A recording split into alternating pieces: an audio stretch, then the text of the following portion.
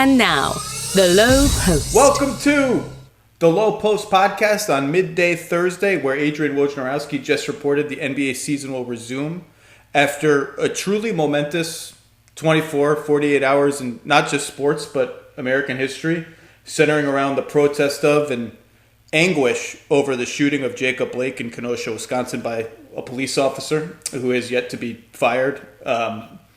And chronicling all of it, centering on the Milwaukee Bucks, who sat out their game against the Orlando Magic. It was to be Game 5 of the Eastern Conference first round. In Orlando, she's been there from the beginning. Malika Andrews, how are you? I'm tired, Zach, but I'm hanging in. How are you? I'm good. I'm good.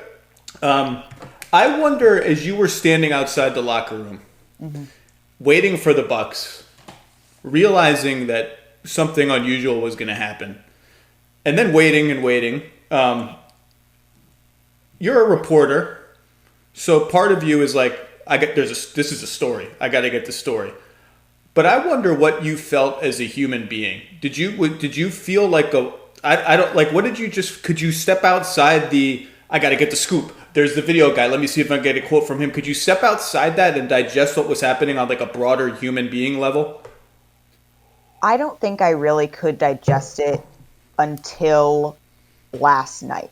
I think that in the moment, as I was standing there, it was sort of like I'm looking at my phone battery. Do I have enough battery to make it through however long they're going to be in there? Do I have time to go to use the facilities, or do I need to stand here? But it did strike me in the moment as in this moment, I am getting the opportunity to cover history, and not just sports history, not just a record-breaking amount of three-pointers in a game, but a moment that really felt like it could be a turning point, or had the potential to be, in America, in the United States, in American sports, in the world, in politics. And I don't think it was till I came back last night to my hotel room after a really long day that I let myself go there in a way, because I think that I tried so hard to focus on the players and telling their stories and not making it about myself. But it's hard not to feel that gravity, especially because sometimes I feel torn. Like, a lot of the things that these players are talking about as a Black person are also things that I feel. I remember there was a point where I was sitting in my apartment in New York, and I was watching protests go by outside my window. Huge protests, thousands of people. In the wake of George Floyd? In the wake of George Floyd. And I was sitting in my New York apartment a couple months ago now, and I was looking out the window, and I would open the window and stick my head out so that I could take in all the protesters that were coming. And a part of me felt really guilty that I was able to, I could, coronavirus was a real thing. And being a journalist, I didn't want to compromise my impartiality there. But there was a part of me that felt guilty that I didn't have to be out there for the sake of my livelihood, because for whatever reason, I am a Black person that makes white people feel comfortable enough. I feel like I can approach cops, and I can operate in these spheres that some people, just because they look like me, don't have the privilege of doing. And so balancing that and that weight, I think that's similar in some ways to what the players are feeling being here, because they talk about just being another Black man when they step off of the court, which I believe is true. And they also have the ability, there is no status or wealth or money that can buy your way out of racism or being racially targeted or discriminated against. And I do believe that there is a privilege that affords you, that you can choose to use in a certain way. And so that's what these players are grappling with here. And so it really wasn't until I came back to my hotel room last night that I kind of started to think more big picture about those sorts of things and where all of those things fit and how they feel about being entertainers and also Black men, and what responsibility they have in all of this that they put on themselves. And to be there chronicling that is and was really special. Well, and what you said, one of the many points you just made, reminded me of how moved I felt that after the Bucks came out of the locker room, one of the two people that they decided to read the statement that they wrote for them was Sterling Brown. Yep. And Sterling Brown has faded into the background, right? He doesn't play for the Bucks anymore, although I thought Bud should have been playing him earlier in the year, but that's not really relevant anymore. His story, as many legal stories do, has just kind of taken a long time. I believe the civil case he has filed against the state or the city, I can't remember which entity, is still ongoing. He rejected a $400,000 settlement. And for people who don't know, Sterling Brown was tasered and knelt upon by 7 police officers for the crime of parking in a handicap spot for a minute going into a Walmart at 2 a.m. in Milwaukee. And people might want to say, well, Sterling Brown he's the 12th man on the Bucks. Someone above him, Chris Middleton, Giannis, could buy their way out of this. These things don't apply to those players. But Sterling Brown's one of 12 guys on the Milwaukee Bucks. He's one of 12 guys on a small market basketball team. He's a celebrity. He's a big deal. Maurice Harkless, who posted that story yesterday about getting pulled over in Portland with 2 teenage kids in the car, he plays for the Portland Trailblazers. Anybody who plays for the Portland Trailblazers is a big deal. These people, famous people, rich people, are not inoculated from any of this. No, there is no exception, and that's the point. That's why we saw Jimmy Butler earlier when the bubble was resuming say, hey, can I not have a name on the back of my jersey? The point that he was trying to make is when I do not have a basketball in my hand, I am perceived the way that any other Black person might be perceived. When I'm walking around at night when I have my hoodie on, or maybe in broad daylight when I don't have my hoodie on, I am going to be Masai Ujiri walking around in his suit in the Golden State Warriors arena.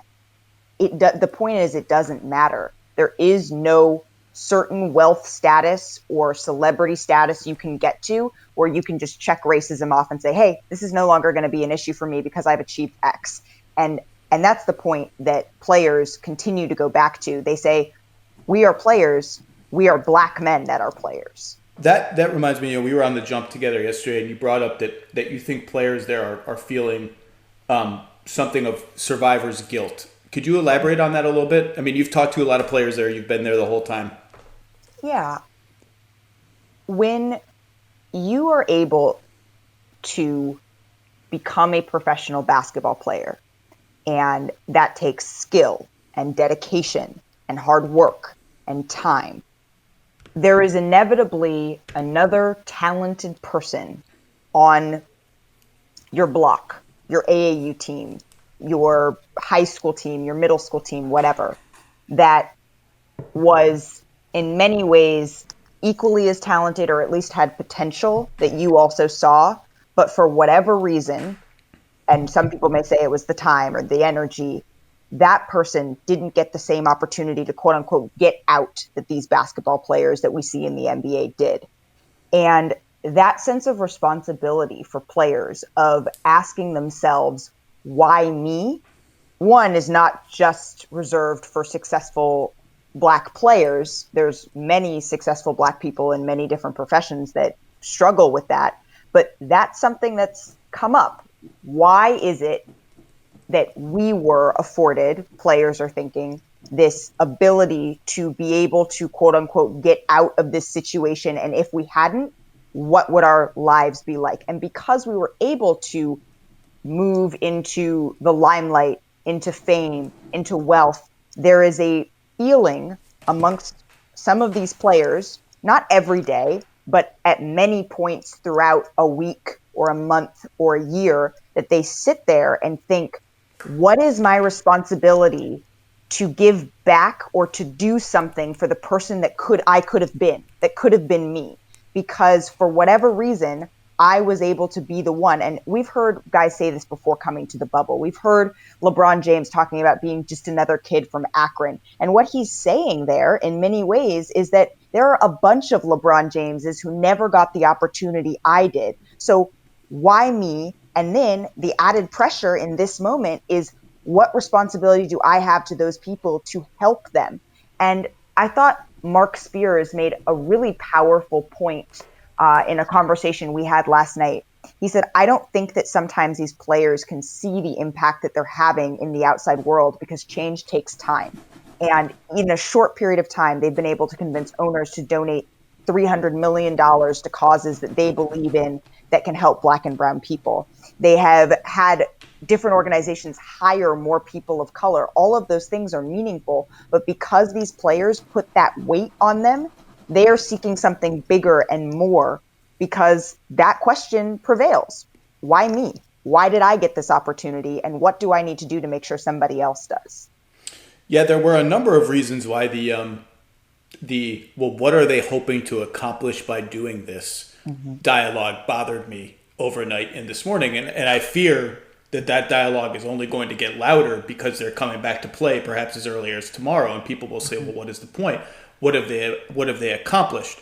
Well, first of all, to your point, a $300 billion fund that I would be surprised if it's not beefed up a little bit after this, because the players have realized the power and the leverage they have.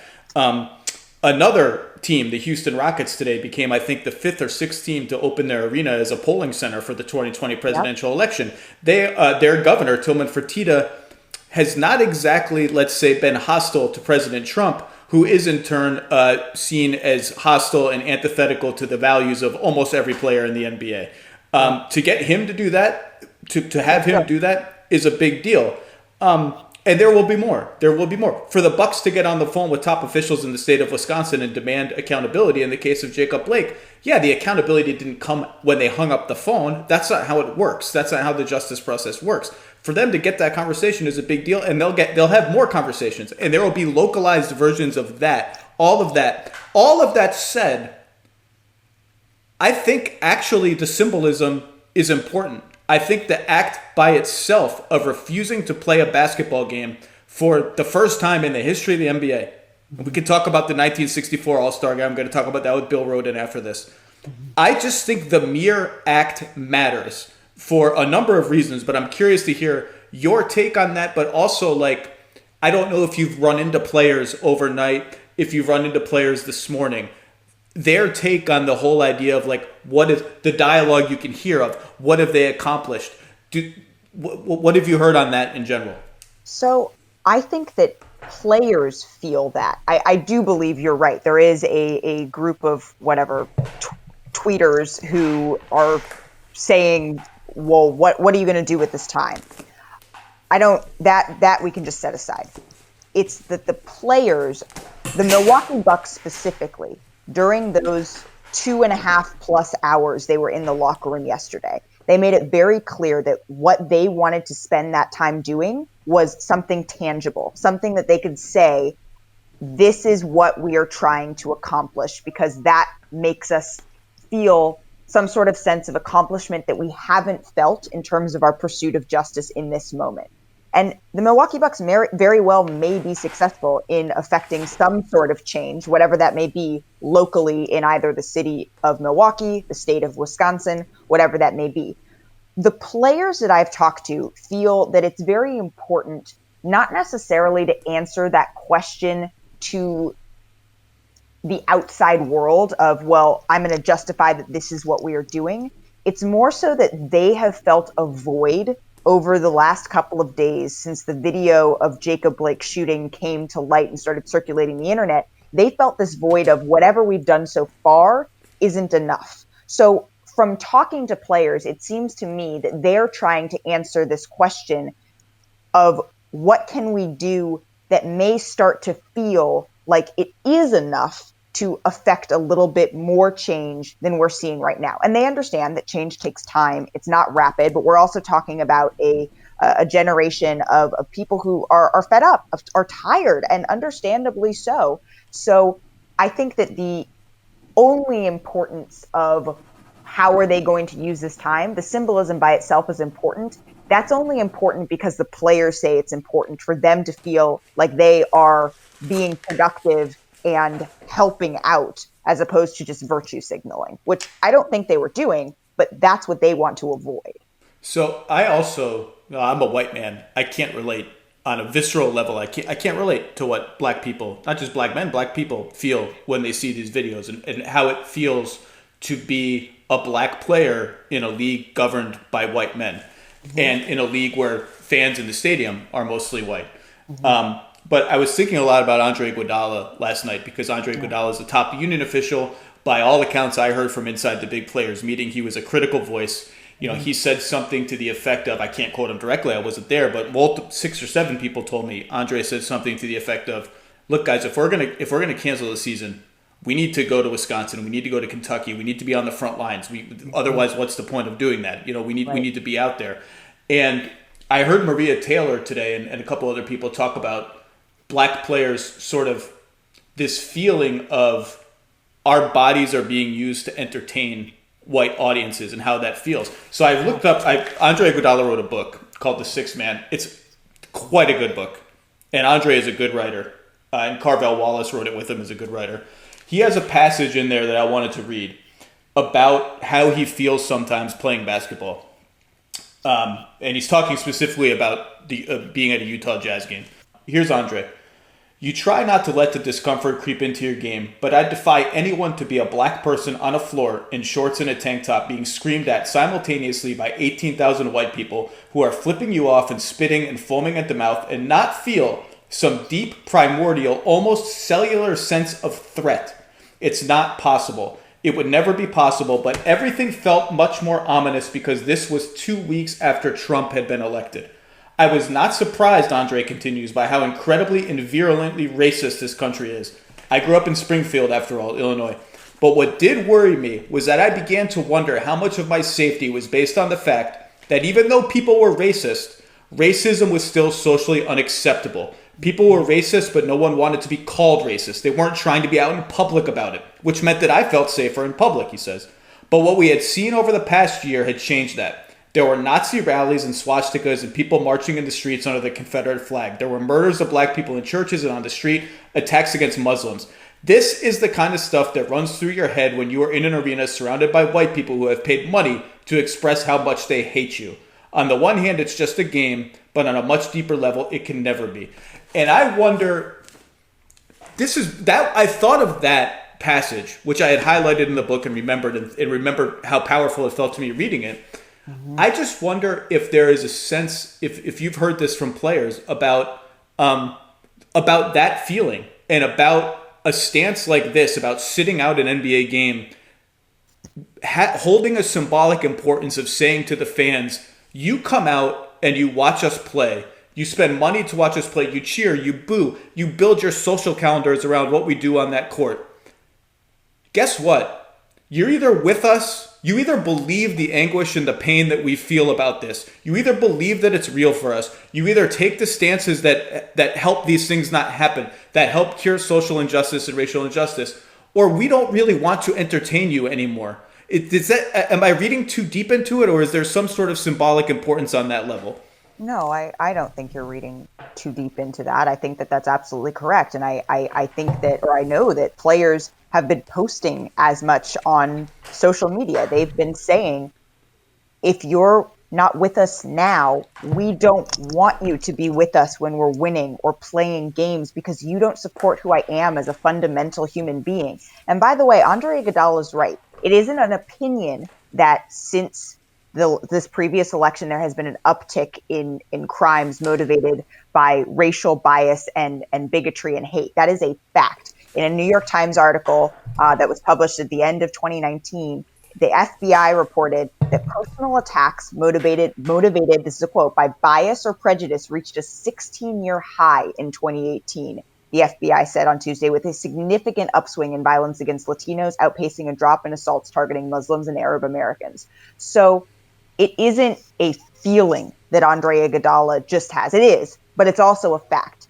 And these players are coming out and directly saying, be with us now or don't be with us at all. And I don't know how you can listen to the pain and the anguish. And again, I'm a white kid from the suburbs, now a white guy from the suburbs. I can't relate. I can't feel it. But I don't know how you can listen to the anguish and see it. You don't even have to, you can have it on mute and you can see the anguish. and not have some empathetic bone in your body saying, whoa, even if I've somehow reached adulthood and I haven't considered the perspective of others, maybe it's time for me to start doing that. And by the way, the Fertitta thing with the Rockets, look, it's no secret. There are some owners in the NBA, some governors rather, who I think we're reaching the point where the DeVos family can't own the Magic in silence anymore. Not that they own the Magic in silence. Everyone knows they're the governors of the team. But I wonder if we're going to start to see Magic players at some point speak out about where the DeVos family spends its money, what kind of causes they support, how they've been a force on the side of, negative forces in the country. I think that's coming for some of these governors who have been able to sort of sit back and be totally untouched despite having stances that are totally antithetical to the stances of 90 to 100% of NBA players. Well, and I think that the players, the Milwaukee Bucks said this yesterday in their statement, players have gone over it over and over again. You mentioned opening arenas as places for people to come and vote. LeBron James is launching a voting initiative, or has launched a voting initiative. This election, potentially even more so than the last election or the election before that, is really an opportunity for these players to look at who are, and I know they want to be called governors now, but the term owner is still colloquial and used all the time by players. I use it by accident. I just used it by accident 4 times. I mean, I understand trying to change it, but they are owners of the team. That is what they are. They own the team. They pay these players. They pay for this thing to go on. They are owners. And this election is going to be harder to hide behind. It is difficult to be able to justify to these players voting for someone who in many ways passes laws that fundamentally suppress their rights. And I think LeBron James was among several players in the meeting last night, according to sources, all of whom we talked, several of whom all of us talked to, who said, something to the effect of, it's time to hold the owners accountable. It's time to make sure that they take action. And I think the players are going to discover the power that they are discovering the power they have. Just simply, imagine if an Orlando Magic player just came out one day and said, by the way, did you guys know that the DeVos family donated to X, Y, and Z and supported piece of legislation X, Y, and Z, and that becomes a public story? That's all it takes. And all of a sudden, we've seen it in the WNBA already with Kelly Loeffler, who they're trying to drive out of the league, and that's become a whole thing. I think that stuff is coming to the NBA. I don't think I mean, whether that's good or bad is up for discussion. I think it personally would be good. I think transparency is good, but I think those discussions are coming. Those confrontations are coming. Yeah, I do think people will say, well, everyone has the right to their own opinion. And if you want to support, you have the right to donate to whatever cause, left, right, that you would like to contribute to. The question becomes whether there's a place for all of that within this league. And that'll be the question that really players kind of hold the keys to answering. What did you make on the ground of the level of angst or discomfort there was with how the Bucks kind of decided this on their own at the last minute? How upset or angry or confused were other players, or did they largely just sort of, like Jaylen Brown spoke up in the meeting, according to Woj, and said, hey, you guys don't have to explain yourselves. We get it. I think there was just a little bit of a sense of being caught off guard from what I've been told. And from what I have been told from the Buck side is the intention here wasn't to leave the Magic hanging out to dry on the court. But also from the Magic side, it was, hey, we would be more than willing to step into this space with you, but you didn't give us a chance to. And part of that is just because it came together so quickly, Zach. I mean, I talked to players on the Bucks who arrived at the arena with the intention of playing until they started talking to their teammates who had some other feelings. Players, the Bucks, went and warmed out. They never went out for layup lines, but they went and warmed up for the game. coaches that I have talked to had no idea that this is what was brewing within their locker room. And of course, they supported it once they found out, but there really wasn't this premeditated long discussion about it hours and hours before tip-off. But as we've reported, the message in that players meeting was just that we've said since we came down here, whatever we are doing, we want to do together. That was the union's message. And so because that isn't what happened, it left a couple of feathers ruffled. I believe that now it seems that that has largely been smoothed over, that, cool heads have prevailed, and there just needed to be a night of sitting on it. But there was a sense for a couple of moments that you guys kind of did this without us, and we want to be a part of it too. There was no one who disagreed with what the Bucks did. They just wanted to be a part of it. And I understand the position it puts the Thunder and the Rockets in, who are warming up to play the next game. And every team then begins to think, well, do we want to be the first team to play? Like, that doesn't feel like a good place for us to be. And wait, what's going on? But I also just sort of like, sometimes you just got to do something. Sometimes if you try and plan and get everyone, and there's committees and meetings and stuff doesn't happen. Something happened. And then something happened in baseball, in the WNBA, then all across sports. And the discussion of it will continue for a long, long time. And so I just sort of feel like sometimes it takes a sudden decision and commitment and to step 1 foot further than you thought you were going to. You know what I mean? I do. And it was also such a sharp turn from the kind of clean, neat, here are the slogans we've approved for you to use, and here is what you can put on the back of your jersey, and here is what is on the court. Because all of that was, I am not downplaying the work it took to get there. That's a big deal. And all of it was negotiated and figured out. And I have been impressed with how authentic it felt yesterday. It just felt like the Bucks had a visceral feeling and they needed to act. And that left me feeling, and many people feeling, more moved than anything else we've seen in the bubble thus far. Malika, thank you for your time. Thanks for all the work you're doing down in Orlando. It's a long haul. The games apparently will start again, so you'll get some basketball, but this stuff is more important, and I know you're busy, so thank you for making time. Thanks for having me. Welcome back, and it is my honor and thrill to bring in someone who has done more to cover the intersection of race and sports than probably anybody on earth in the last 40 years.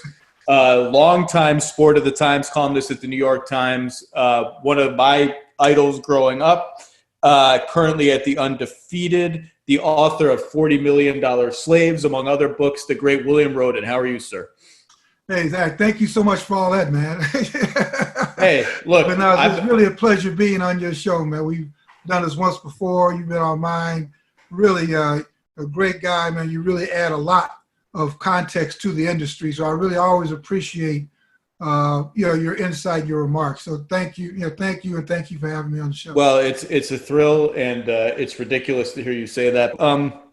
This has been you've written a lot about the intersection of race and sports, and particularly in the NBA over the years.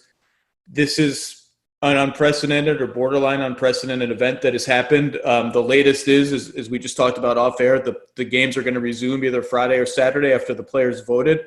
I just as someone who's chronicled this, take me through the last 24 hours for you. What have you felt? How are you digesting this? Is it momentous? Is it something less than momentous? How do you feel about them returning to play?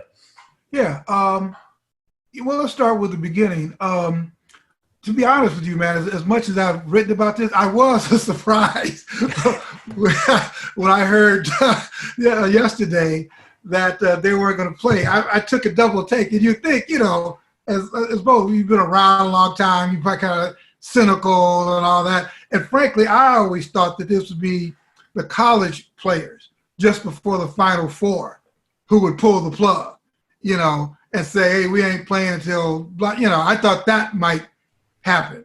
I mean, I thought it never might, but I thought it would. And when I heard that the Bucks did it. I'm like, whoa, really? That's kind of interesting, And so, and for us, man, in our business, this is probably the best time. It's a great time to be a journalist, despite all of the terrible stuff that's happening for our business. And, our whole thing is that we go toward the fire when people are moving away from it. I'm like, wow, this is just fascinating. The bubble is the whole idea of the bubbles. Fascinating. None of this stuff has happened before, So when they said that, I was like, wow, it took it to another level. And I thought that although a lot of the guys were, and the women were kind of reluctant to leave the battle and the protest to go to the bubble, some made the argument that, well, you know what? We're going to be together. Who knows what kind of mischief we can cause with all of us together. And so I thought it was great, though, strong. The fact that they did not tell the NBA that they were going to do it, I thought was really strong because, the NBA, to get these guys to come back in, is okay, you guys can kneel, we'll waive that. You can kneel, you can put stuff on the back of your jerseys. My thing is that when people give you permission to protest, is it really protest? Right. So I think that this was they didn't tell the NBA. In fact, I don't think George Hill told the rest of the teammates that they were going to do this. So it was fresh. It was improvisational.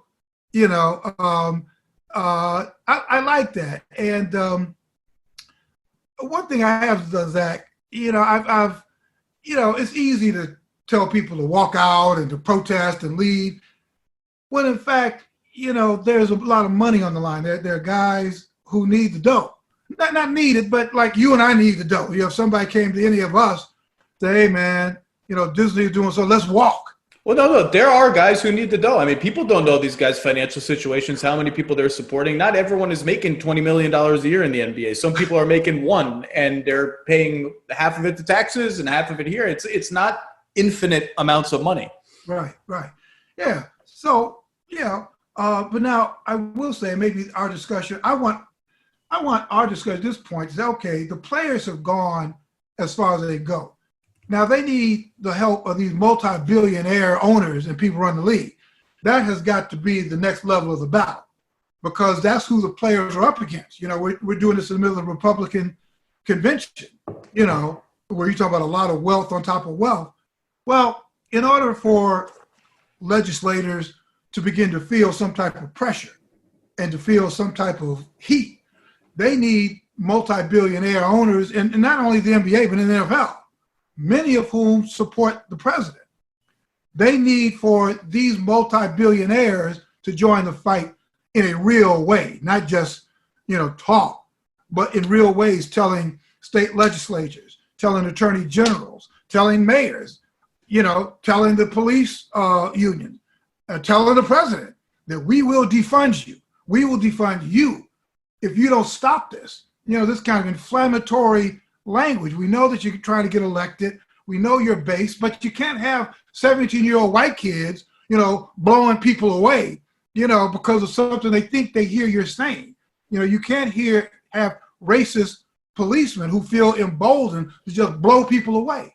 You got to stop this. So I think that there's got to be a serious financial and economic conversation between multi-billionaires to other multi-billionaires saying, listen, I know this policy, but this stuff is now getting very dangerous, where people who believe in you and who think they're hearing you say certain things feel that it's in their right to start killing people. And so I guess that's a long-winded way of saying, man, multi-billionaires have to kind of enter this fray. It's interesting you use the phrase, that's who the players are up against. Because I've had a number of people from around the league, team employees, front office employees, say to me in the last 10 hours, most of our owners, our governors are on the right side of this. What do players expect them to do? They've donated money. It doesn't have to be conflict like the players are making it out to be. That's the message I'm hearing. I'm not saying I agree with it. That's the message I'm hearing. Let's take the support of owners. Let's take the governors that are on the players' side politically, that they're aligned or whatever. what are you looking for them to do? What are players, do you think, looking for them to do? Yeah, well, that's a good question, Matt. Because I'm not in those conversations. Yeah, I'm not in the Hamptons. I'm not in the Hamptons when these multi-millionaire billionaires are having their parties and get-togethers and all that. But I do know enough to know that there are things such as leverage. When you're in those rooms, they say, listen, man, listen, 80% of our labor force are black men. We have to do something, whether it's your election campaign or something. I don't know what those, Zach, honestly, I wish I could lay it out for you. Say, oh, this is what we have. I don't know. All I know is that whatever has not been happening is not accruing to the advantage of progress. I don't know what those conversations are like. I just know that there needs to be these very wealthy people who've got a labor force. Their raw material of their industry are a lot of young black men and women who feel threatened, who are crying, who are feeling, what the hell is happening to. They have got to protect them, and they've got to prevail on the mayors, on the police unions, to stop it. And you can legitimately ask me, well, Bill, what does stop it mean? I don't know what the that means.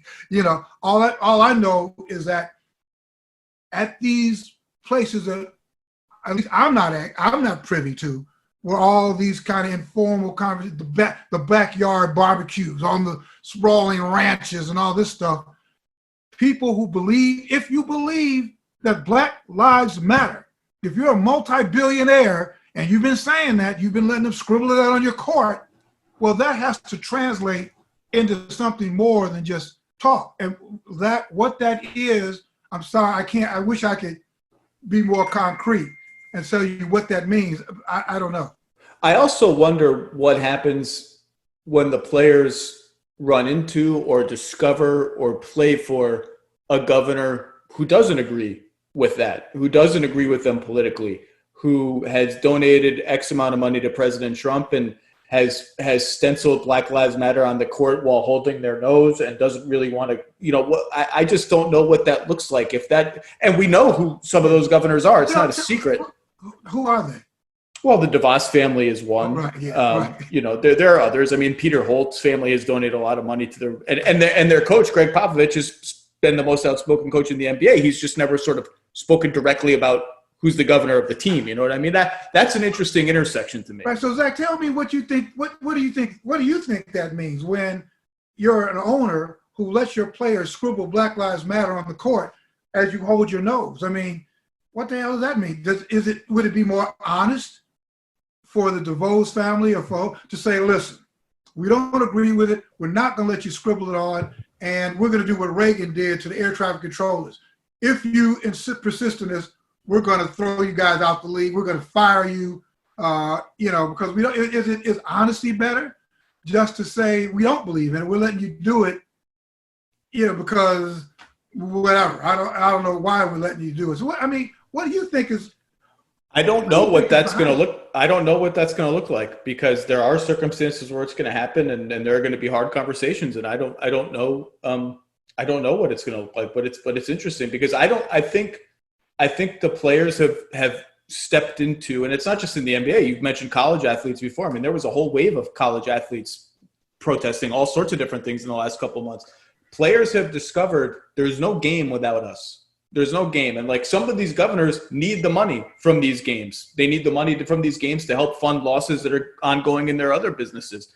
And so I don't think these conversations are going to stop. I don't think it's just going to go back to basketball. Everyone's going to forget about this. I don't know that we'll see strikes like this or labor stoppages like this frequently, but I think we're going to see players not dropping the conversation and not just mentioning Breonna Taylor and Ahmaud Arbery and Jacob Blake in post-game interviews, but starting to mention people within their league, people in power within sports. I think that's going to start happening. Yeah, right. Because like you said, as we all know, man, it's all about power and control, particularly in this era where money has become the highest value. All people really will react to is power and pressure. Where are the pressure points to force change? Because people are not going to do this voluntarily, whether it's DeVos or whether it's Hart, whomever. You look at the WNBA, which I think has done a remarkable job. Those women have done a remarkable job Amen. of like putting pressure on. So I guess that basketball players and football players, and I was just talking to some players earlier today. It looks like we may have some of the same stuff happening in the NFL. And that's you're talking about a civil war. Well, I was going to say, everyone I've talked to about the NBA restart, college football, blah, blah, blah, everyone has said whether it's the virus affecting a season or whether it's racial justice issues and social justice issues sort of exploding like this, everyone always says kind of wait and see what happens with the NFL. Or if this happens with the NFL, then it's Armageddon. It's just fun. The NFL is just so much bigger than everything else. Exactly. You're exactly right. I mean, this thing with the NBA is fine and it's great, but the NFL is a tremendous Mount Everest, and that could be when I say a bloody confrontation, I mean it figuratively. Yeah, and as far as I understand too, the governorship or the ownership in the aggregate in the NFL is more conservative than it is in the NBA too. Oh my God, yeah, day and night. So that's going to be a real battle. But again, the unique thing about the businesses that the owners of the NFL run is different than any Republican private, is that your raw material is black muscle. That could totally different. You go in your labor force that you rely on, and you've got this target audience that's basically out in the street. These are the young men and women who are getting killed or whose relatives are getting killed, who are dealing with systemic injustice, who are dealing, So I think to some extent, there could be some level of sympathy there saying that, we just can't draw this hard line saying, law and order and kill them, because our labor force, our raw material are these young black men and women. So I'm intrigued, but you mentioned something, again, these are athletes and they don't spend their waking hours plotting this stuff out. You need politicians. Maya Moore had to quit her job. Right. Exactly. And that was for one court case. Yeah. So what do you do? I think that you need, and I don't know if you agree with this, but back in the day, sports has always been looked at, even in sports department back in the day. Well, that's sports. That's the toy department, and I still don't know the extent to which it's taken really seriously. I think they're taking it seriously now. You look at the RNC, and I know POTUS 45 is pissed. He's probably not saying it, but the fact that this would eat in, this is leading, yesterday, this was leading a lot of news sites, and I'm sure he's not happy about that. So these things come in, and a lot of college presidents who didn't really take sports seriously got fired because of it, so I don't know where this is going, but I think I think this kind of gets to a conversation about sports media. I think our business is probably one of the most segregated industries on earth. And I'm not just talking about the front-facing people, but I'm talking about, all the behind-the-scenes people. Mm-hmm. People will be stunned when they walk through the halls of whether it's ESPN or Fox News or even the NBA front offices, how segregated this stuff is. And so we can't look at this stuff in isolation. It's the totality.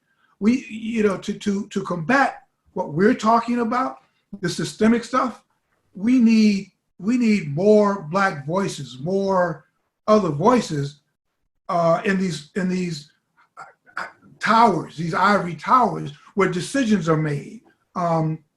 to really combat this stuff. So I know that's kind of getting a little far afield, but it is related to what we're talking about. As this happened last night and today, what events from your career did you think back on? What did it remind you of? What personalities did you think back on? Did anything spring to mind? No, because I was trying to think, because, whenever you say this is the first time, somebody's going to say, oh, no, it happened, But I was really flashing back to, when did this happen before? I know 1964, for example, you mentioned that, right? Mm-hmm. When the players, black and white NBA players, were going to boycott the All-Star game. And that was for a very concrete goal, right? Which is, you can already hear this narrative in the background, like, well, what do these players want? What do these players want? And people will compare it to 1964. They simply wanted a pension plan. I mean, that's the state of the league. And the Lakers owner at the time, Bob Short, barged into the locker room and through the wall, basically told Elgin Baylor and Jerry West, I'm firing you if you don't go out there and play the game. I mean, that was the state of NBA labor at the time. Exactly. And then, you realize that we can't fire these guys. Nope. What I'm saying? I mean, they realize this is our business, and they had, so there was that, but I couldn't, when you asked me what I thought about, I couldn't think of, Syracuse. I mean, you had players back in the, I think, like 1960 or something, a group of black players, wanting to, thought about not playing. And maybe, I guess, we go to the University of Missouri a few years ago, when the University of Missouri players said that they threatened to not play, but that's different from day of game. Yeah. An hour before game, coach comes and says, what's this? We're not playing. I was like, whoa, what are we going to do? So it's unprecedented. Now, you asked one of your, how do I feel about them playing? And, I guess I kind of wrote, when you think of next steps, your next step should be walk out of the bubble. You wrote that last night. That's why I asked, because your column last night seemed to be saying, let's take it all the way. Let's take it all the way. And again, easy for me to say. Yeah.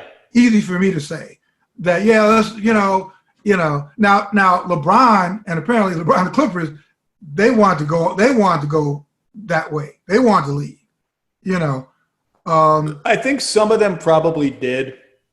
And some of them probably sensed we have an opportunity here that if we are really willing to step out and we tell the governors that, and we mean it, I think we can probably extract some important, not as a sort of just calculated leverage play, but just we can actually get important things here. And I guess I asked you, just you asked me, and I think the question is to Michelle Roberts and to DeMaurice Smith, and that's a whole nother thing. I think that the NFLPA under DeMaurice Smith's leadership is just so weak and so non-existent. But the question is, what does that look like when they say extract some type of something? What does it look like? What does that mean? And I wish I was more of a political strategist, so I could say, okay, this is what we want to extract from you. I promise to do this. All I know just generally is that these police unions are off the hook and really powerful. And it's almost as if these shootings are almost in defiance, of the Black Lives Matter. They say, okay, well, look, take this, bam, Is that how it feels watching it? That's how it feels to me, that not just them, but just throughout the people are saying, okay, and remember, Zach, and I guess the players have to be reminded of this too. There are consequences. You asked me about sacrifice. Well, that's what they call a sacrifice, because there are consequences. There were consequences to Tommy Smith and John Carlos. There are consequences to Ali. There's consequences to Kaepernick. Tomorrow is the celebration of the March on Washington, which was in August of 1963. Well, there was this 200,000 people descending on Washington. There was a great speech by Dr. King and all this stuff. And guess what? The next month in Birmingham, there was a bomb blast that went off to kill 4 little girls at the 16th Street Baptist Church. So the Klan was saying, yeah, that's fine. We'll take this. Here are consequences. For that, we're going to, the president was assassinated 3 months later, Dr. King was the so there's this ongoing battle. So just, you do one thing, it's okay, well, we're going to do something else. And what is your commitment to this battle? Are you going to be on the right side of this, or what we consider the right side, or the other side? What was a 17-year-old white kid thinking who murdered somebody? What was that kid in South Carolina thinking when he gunned down black parishioners at a church service and then was part of this white supremacist thing? I mean, that's real. There are people there who are looking at what we're talking about, marches and all that, and thinking, no, I'm not down with that, and I'm going to show you I'm not down with it. I'm going to take your life. I'm going to do this. So, I guess my point, if there's a point, is that how committed are you to the struggle? And this struggle is like an eternal relay race. It's an eternal relay race. My mentor, Sam Lacey, did this until he wrote his last column, when he was like 100 years old.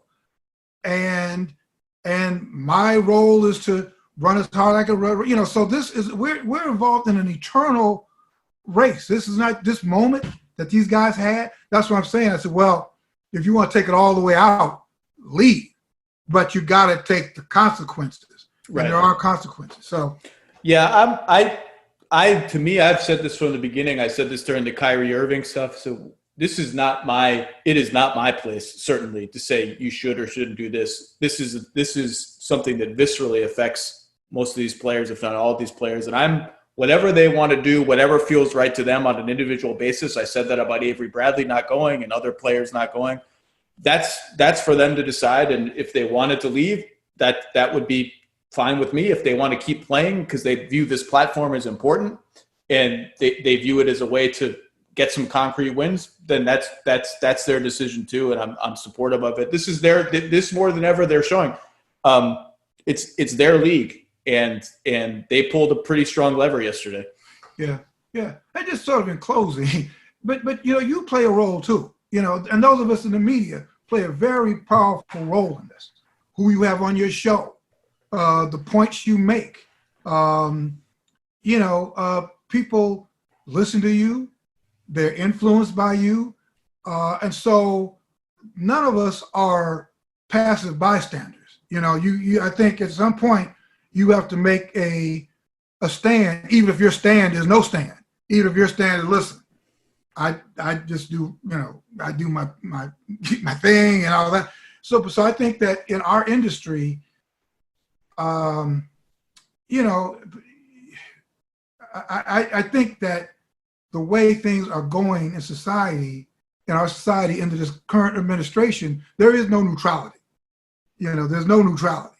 You just have to take a stand, even if your stand is, hey, listen, I'm neutral, but that's my stand. Hear you. My stand is neutrality. Or you say, hear you. I'm on the side of what I perceive to be right. And that is Black Lives Matter, meaning all lives matter. Black, red, Asian, straight, gay, all life is sacred. So enough of that. Well, look, I know you got to go, but your perspective is invaluable. And so I thank you for taking a little time and stay safe. I hope your family's good and keep plugging away. Because what did you say? Sam Lacey wrote till he was 100. So you got like 30 years left. So keep plugging away. Well, I always say, well, do you want your last column to be like, I don't know. Is that what you want your last act to be? Is a column. Although it's a great story. All right. Bill Rhoden, thank you very much. It's great to talk to you. Be well. Thank you, Zach. You're the best.